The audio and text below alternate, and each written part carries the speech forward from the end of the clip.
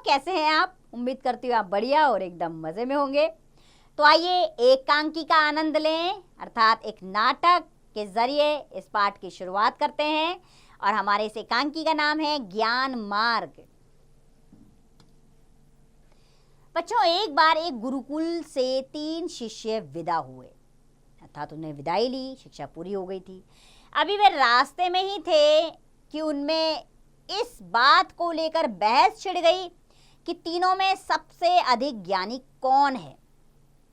आइए इस पाठ को पढ़कर जाने कि अपने अपने ज्ञान की परीक्षा करने के लिए उन्होंने क्या अनोखा कार्य किया।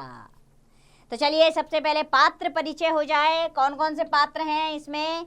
पुरातन, अभिनव, संस्कार, गुरुजी, शेर और बकरी, ये पात्र इस एकांकी में आएंगे। तो शुरुआत होती है एकांकी की, नाटक की, कि 3 राजकुमार गुरुकुल में अपनी पढ़ाई पूरी करने के बाद घर लौट रहे हैं।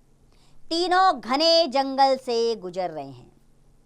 सबसे पहले पुरातन ने कहा, हम तीनों इस बात पर गर्व कर सकते हैं कि हमने ज्ञान प्राप्त कर लिया है। गर्व यानी कि अपने ऊपर अभिमान होना, सकारात्मक सोच। तो अभिनव ने क्या कहा?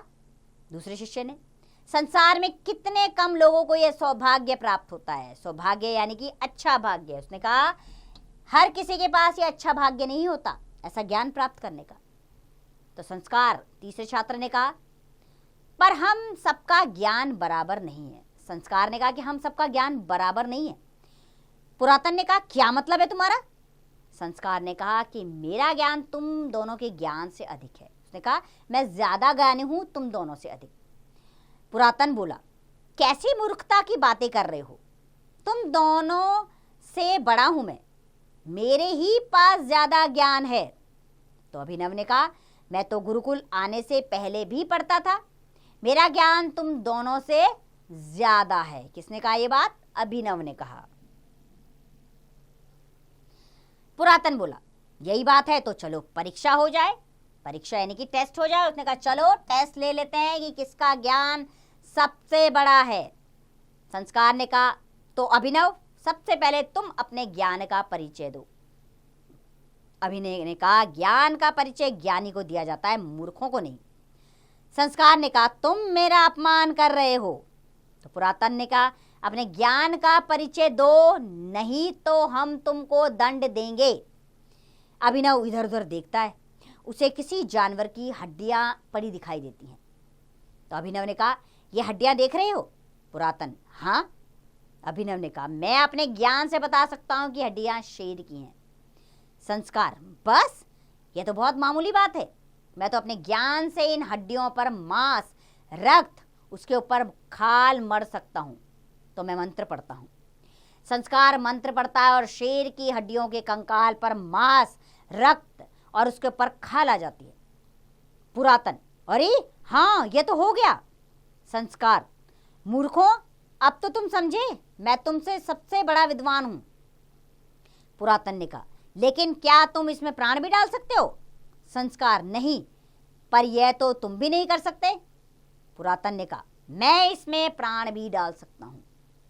अभिनव ने कहा, पर ऐसा मत करना। पुरातन, क्यों? अभिनव, उसके बाद शेर हमें खा जाएगा।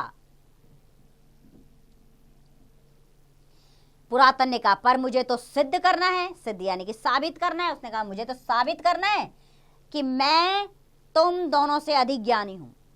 अभिनव ने कहा, नहीं नहीं, शेर हमें खा जाएगा। पुरातन मंत्र पढ़ता है और शेर जीवित हो जाता है। शेर दहाड़ कर उनकी तरफ बढ़ता है, वे बचने की कोशिश करते हैं। अभिनव, अब हम बच नहीं सकते। संस्कार, शेर हमें खा ही जाएगा। अभिनव, अरे वह देखो, वह कौन आ रहा है? संस्कार, अरे वे तो गुरुजी हैं। गुरुजी पास आ जाते हैं, यानी कि धीरे धीरे गुरुजी उनके पास आ जाते हैं। किनके? उन तीनों छात्रों के और शेर के। अभिनव ने कहा, गुरुजी हम लोग संकट में पड़ गए हैं। गुरुजी, मैं जानता हूं।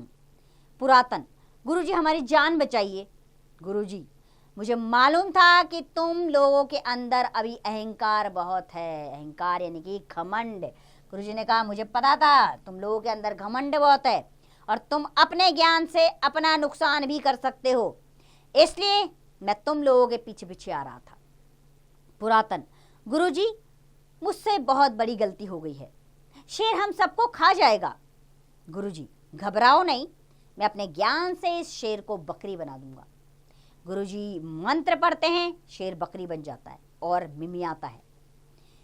गुरुजी: शिष्यों, ध्यान रखना, वह ज्ञान जिससे अपनी या दूसरों की हानि हो, ज्ञान नहीं बल्कि अज्ञान है।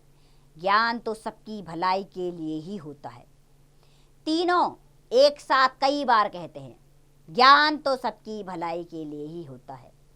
तो बच्चों, एकांकीय नाटक के जरिए आपको समझाया गया है कि ज्ञान व्यर्थ नहीं है, वो उपयोग की चीज़ है, लेकिन हम अपने अहंकार में उसका दुरुपयोग करते हैं। लोगों को सताने, लोगों को नीचे गिराने या इस समाज के अहित के लिए उस ज्ञान का प्रयोग करते हैं जो व्यर्थ है। ऐसा ज्ञान ज्ञान नहीं, वो अज्ञानी इंसान कहलाता है। ज्ञान दूसरों की भलाई के लिए होता है। ये एकांकी हमें साबित करती है ये बात कि हमें ज्ञान का उपयोग दूसरों की भलाई के लिए करना चाहिए। तो बच्चों, इस एकांकी को भी आप अपने जीवन में अपनाइए। अपने स्कूल में इसका मंच प्रदर्शन कीजिए, यानी कि इस नाटक को अपने स्कूल में प्रदर्शित कीजिए बच्चों के बीच में, ताकि इस पाठ के भाव को और बच्चे भी समझ पाएं। तो मैं उम्मीद करती हूँ आप तो इसके भाव को अच्छे से समझ गए होंगे। आप इस एकांकी को ज़रूर मंच पर उतारिएगा और अपने मित्रों के साथ इसका मंचन ज़रूर कीजिएगा। अब इसका अभ्यास कार्य आप स्वयं कीजिए।